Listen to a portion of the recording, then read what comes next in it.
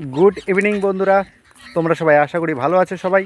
তো আজকে যে বিষয়টা নিয়ে কথা বলবো সেটা হচ্ছে এই যে আজকে 23শে এপ্রিল ভোটের দিন, সেই ভোটের সম্ভাবনা কি, কে জিততে পারে, কোথায় কি কেমন হয়েছে। আমি অনেক জায়গায় খবর নিয়েছি, সেই খবরের ভিত্তিতে কিন্তু তোমাদের সঙ্গে কথা বলছি।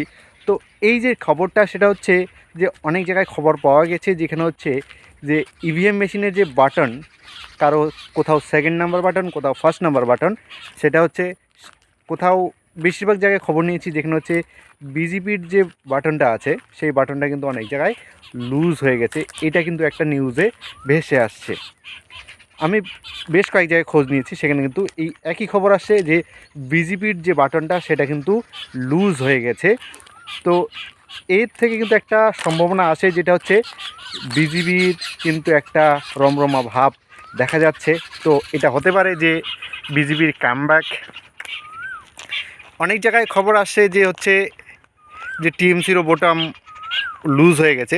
এর মাধ্যমে কিন্তু যে এটা না শুধু যে বিজেপি হচ্ছে এগিয়ে আছে, অনেক জায়গায় কিন্তু টিএমসিও কিন্তু এগিয়ে আছে অনেক বুথে, তাই কিন্তু খবর পাওয়া যাচ্ছে।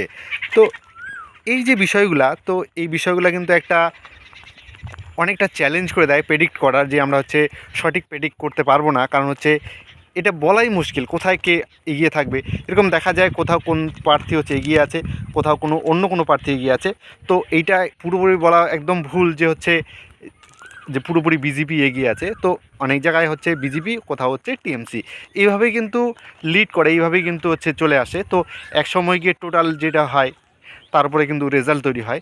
তো এইটা দেখে কিন্তু অনুমান করাই যায় যে কিন্তু প্রেডিকশন মানে হচ্ছে প্রবাবিলিটি বেশি কিন্তু বিজেপির দিকে।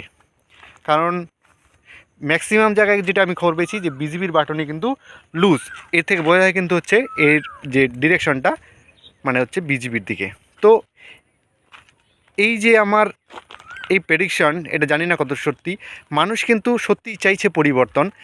পরিবর্তন কেনই বা চাইবে না, তারও কোনো কিন্তু সদুত্তর নেই, যার জন্য কিন্তু মানুষ পরিবর্তন চাইছে। এই পরিবর্তন চাইছে মানে হতে পারে, বলছি না যে হবে বা না হোক, মানুষ চাইছে তাই হতে পারে পরিবর্তন। একটা পরিবর্তনের ঝড় এসেছে, মানুষ চাইছে নতুন কোনো মুখ, নতুন কোনো হচ্ছে নিয়ম, নতুন কোনো হচ্ছে সুযোগ সুবিধা, এগুলোই কিন্তু চাইছে। আমি অনেক ক্যান্ডিডেটকে দেখেছি যারা হচ্ছে টিএমসির করে, বাট কিন্তু তারাও কিন্তু ভোট দিয়েছে এই পদ্ম ফুলে। এটা কিন্তু একটা বড় ঝাটকা হতে পারে হচ্ছে টিএমসির জন্য। তো এর জন্য কিন্তু আমার এই নিউজ চ্যানেল দায়ী নয়, কিন্তু এর প্রমাণ কিন্তু আমি দিতে পারবো না, সেটা আমি আপনাদেরকে আগেই বলে রাখি। এগুলো শুধু হচ্ছে শোনা খবর, এগুলো হচ্ছে একটা প্রেডিক্ট মানে হচ্ছে মানুষের কাছ থেকে অনুমান নেওয়া। আমি যতজনের কাছেই শুনেছি তারা কিন্তু কেউ বলছে না যে টিএমসিকে ভোট দিয়েছি, তারা কিন্তু বলছে জয় শ্রীরাম। এতে কিন্তু এটাও স্পষ্ট যে হচ্ছে মনে হয় জয় শ্রীরাম আসতে চলছে। এবার এই উত্তরবঙ্গ নিউজে কিন্তু মানে আমাদের উত্তরবঙ্গে কিন্তু এটাই কিন্তু একটা হচ্ছে দেখা যাচ্ছে, কিন্তু দক্ষিণবঙ্গে কী আসে, দক্ষিণবঙ্গে সেটা আলাদা ব্যাপার, সেটা হচ্ছে 29 তারিখে দেখা যাবে সেখানে কেমন আবহাওয়া। কিন্তু উত্তরবঙ্গের আবহাওয়া কিন্তু জয় শ্রীরাম, এটাই কিন্তু একদম ফাইনাল কথা। তো তোমাদের যদি ভালো লাগে এই চ্যানেলটি, তা অবশ্যই লাইক শেয়ার কমেন্ট করে রাখো এবং চ্যানেলকে সাবস্ক্রাইব রাখো এরকম ভিডিও পাওয়ার জন্য। ধন্যবাদ।